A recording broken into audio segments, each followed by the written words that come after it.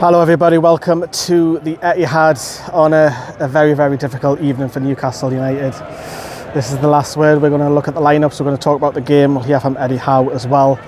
It's a frustrating afternoon coming all the way here, but lessons to be learned today without a shadow of a doubt. Let's get on with it.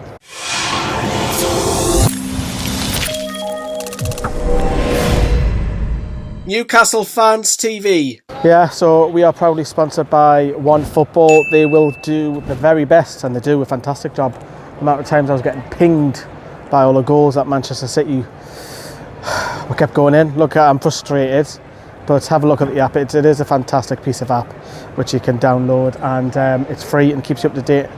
And I kept getting reminded, literally 20 seconds every time Manchester City had scored.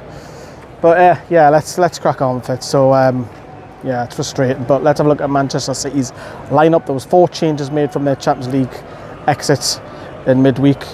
Obviously, we know that Kyle Walker was going to be out, so we're seeing no surprises that Cancelo moved over at right back and Zinchenko come in at left back. And obviously there was a change with Grealish coming in, Sterling coming in, and also one other change in midfield. But yeah, look, it's still a fantastic side, no matter what side they put out. Let's have a look at Eddie Howe's. The big one was, of course, no John Joe Shelby. Kept that quiet, didn't he, in press conference? So that must have been a recent thing. Of course, Fabian Schär was on the bench. He wasn't risked with his injury. Sean Longstaff come in, of course, in midfield. Chris Wood went back up top, but it was fantastic to see Callum Wilson and Kieran Trippier back on the bench. That was really, really good to see them. Of course, they came on later on in the game. But yeah, let's get into it. Look, we've just got to go with the goals. And the first one is, it's ESM just not tracking Cancelo. It's as easy as that. And you do worry about ESM's game defensively, and you know the fans were in good spirits, singing their heads off until it went 1-0 down. Still in good spirits, don't get me wrong, but it went a little bit flat, I think, after the third goal went in. But going back to the first one, ESM's not tracking. Dan Burns' body shape's not there, and there's Sterling, and Newcastle are 1-0 down. You think, right, okay, if you can stay in the game as long as possible at 1-0, you'll be in for a chance. You'll get a chance at some point during the game. You cannot let the game slip. And later on in that first half, we do. And it's an absolute howler from Martin Dubravka. And he's got it in his game. No matter what you think of Dubravka, whether you think he's a great goalkeeper, or you think we should always look to improve every area of the pitch. I believe that Newcastle should look at the goalkeeper. I don't think it's a problem area just yet, but maybe give it 12 months, 24 months. Dubravka, that's poor. It's really, really poor at a time where we did not need to go down 2-0, because if he saves it, we're still in the game. But we're 2-0 down. It's kind of like you've got to hope that Newcastle get one in the second half or try and get back in the game. But when you're 2-0 down, I think game over. And against this side, against this team that we haven't won here in the league. I know we've won here in the League Cup with an awful side that Newcastle put out. But look, it's just frustrating. And then half-time come. But looking back at Newcastle's chances in the first half, we had a couple of crosses that were in the first half, but apart from that, we didn't offer much going forward. Newcastle, Manchester City fans are looking at it and think, yeah, we were great today, but God, Newcastle were laying on the plate and goes, go on then. They like pushing. Like we were literally just helping them. 2-0 down, coming into the second half, you're thinking, right, okay, we need a goal. All that was on my mind second half was when's Callum Wilson coming on. That's all I kept thinking. Get Callum Wilson onto this pitch, because he'll do something. And it was too late, because we went 3-0 down. Goals kept coming in quick and fast, and now we've seen the double change. Like I say, it was fantastic to see Trippier back, who used to be on the books, yeah, and Callum Wilson, of course. 4-0, Trippier gets done on that side. Yes, we do give the ball away again. Ball comes across, Target's all over the place. Matt Target's had his worst game in a black and white shirt today. He was bad at Spurs, but today he was awful. But I'm not just picking on him. We'll come to the players in a minute, but then it's 5 again. Defence, it's all over the place. Newcastle are absolutely bad. Newcastle did have a great chance through Callum Wilson when I think it was 3-0 down. I might have been 4-0 down. I've lost count. I really have. But that's the thing with Callum Wilson. He'll create stuff out of himself because he's got a bit of muscle about him. He's got a bit of pace. Whereas Chris Wood's totally different. We know that. But ESM, of course, him and ESM do link up well. So if you are putting a bet on, like I said, the match reaction, I wouldn't put it past Callum Wilson netting against Arsenal. Good. He's got something about his game, and it'll be interesting to see ESM and Wilson link up, and ESM, you know, he was at fault for the first goal, but I don't think ESM is a pointing the finger, because there's a lot of players who really performed really poor today.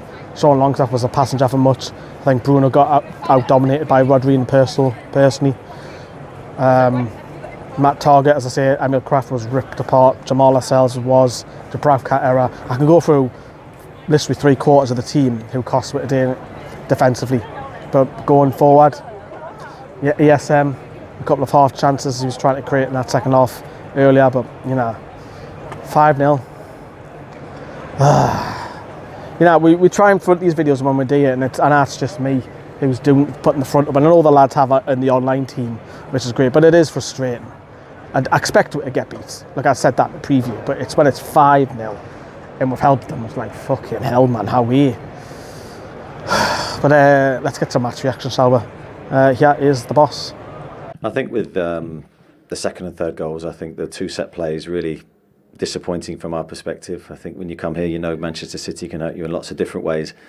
But the set plays, 2 corners, we'll kick ourselves with that. And then it's a difficult game. I thought we had a really good spell when the 2 subs came on, and we had some really good moments and chances to score. And disappointed with the last couple of minutes of the game as well, because it puts a different view on the game totally. We had our moments today. There was some good passages of play. I thought we were bright, and we tried to be positive on our approach. But you can't make individual mistakes here. It's impossible. If you do that, you're going to concede, and we did the first goal as well. We've lost a runner into the box, and those little small details matter, and they punished us. And I think no better learning curve than playing Liverpool and Manchester City, and I think those 2 games have, you know, really taught us a lot about the team and potential areas that we need to improve. So, you know, I don't think we're too negative about today.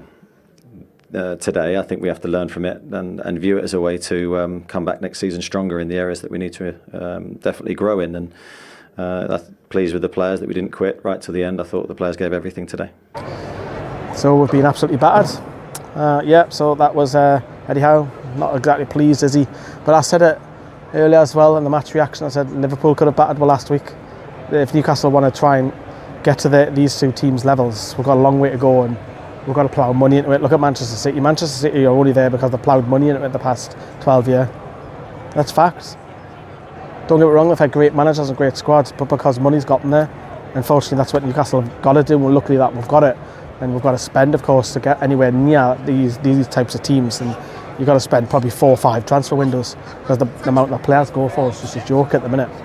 But the league table, Newcastle obviously, look, we are now that we've been safe, and you know, I'm just pleased that after this, if looking at the fixtures, I'm just pleased that Newcastle didn't eat a company and get something, because obviously we've been safe for a while, and you know, there's a relegation in battle at the bottom of the league which Newcastle aren't involved in, which is great.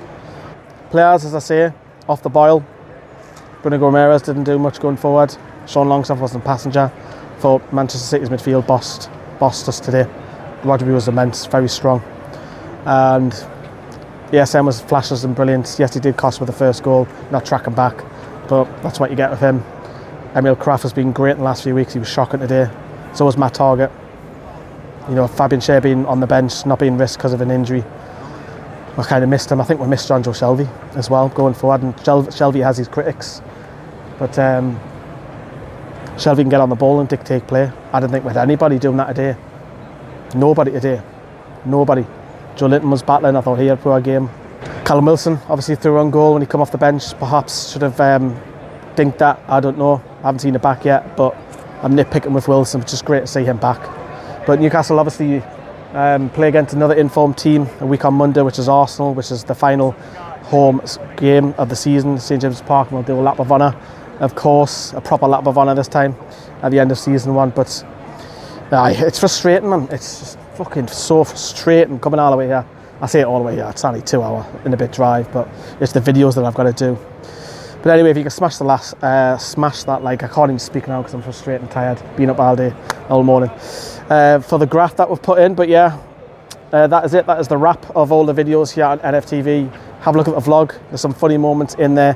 Have a look at the match reaction. Please go and have a look at Matt and Steve's videos that they've done online as well. Fantastic effort from you too as well. Cheers, lads.